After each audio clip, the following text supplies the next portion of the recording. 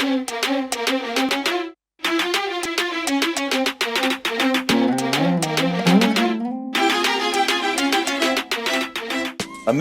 most famous poet is living in the poorest neighborhood of Calcutta. I think we've all heard snippets of his philosophy. Allen Ginsberg was America's first hippie. What struck me was how Indian Ginsberg looked. Broke, disillusioned, and in search of enlightenment. It's sort of connected to the Western's fascination for India as a land of spirituality and sort of existentialism. What he learns on this quest will become the birth of the counterculture. Hi everyone, this is Silas Ram, AsianCultureVulture.com. How you doing? We're going to be discussing some of the films we've seen at this year's UK Asian Film Festival. I'm with Subodh Butcher, and we're going to be talking about Ginsberg's Karma, which is a short documentary film which is screening at the UK Asian Film Festival. Subodh, how are you doing? I'm well, thank you, Silesh. Lovely to be here. India, 1962. I love films that mix animation, documentary footage, visuals, photography, voiceover. I thought it was really inspiring. Right. And it was interesting to hear a bit about this very famous poet, philosopher, actually see him in footage in India. Do you think you need to know a lot about Allen Ginsberg to kind of to start with the documentary?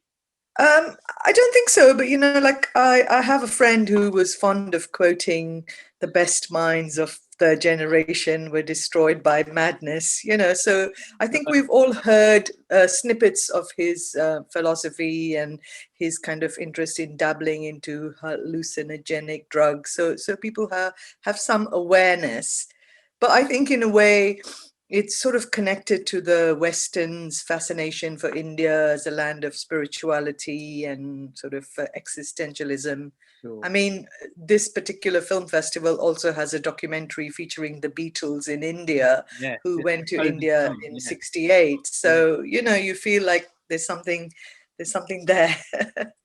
Do you think people need to know about Ginsberg's time in India? Was that something you were aware of before you watched this film?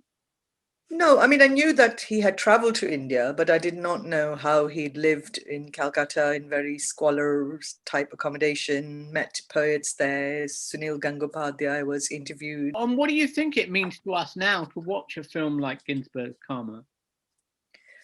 Well, I found it interesting because I like that method of storytelling. I find it inspiring that when you can tell a story of somebody, I mean, his voice is there, the poet is not alive.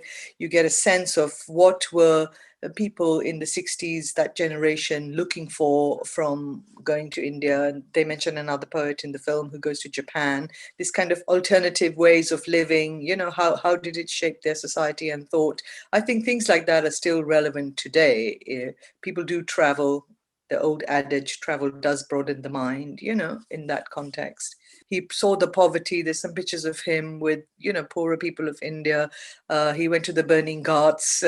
So there was a desire to not just be a tourist, but to try and sort of, experience some of the life of ordinary people, let's say, in India at that time. I think what struck me watching it was how Indian Ginsberg looked. He started wearing Indian clothes, and he obviously had a beard, and he was a slightly, darkish complexion anyway, and he just blended into the surroundings, and I think in many instances he passed off as an Indian. Yeah, I mean, yes, those pictures, he's a very handsome guy, dressed in that kind of long shirt and loose pajamas kind of thing, Yeah.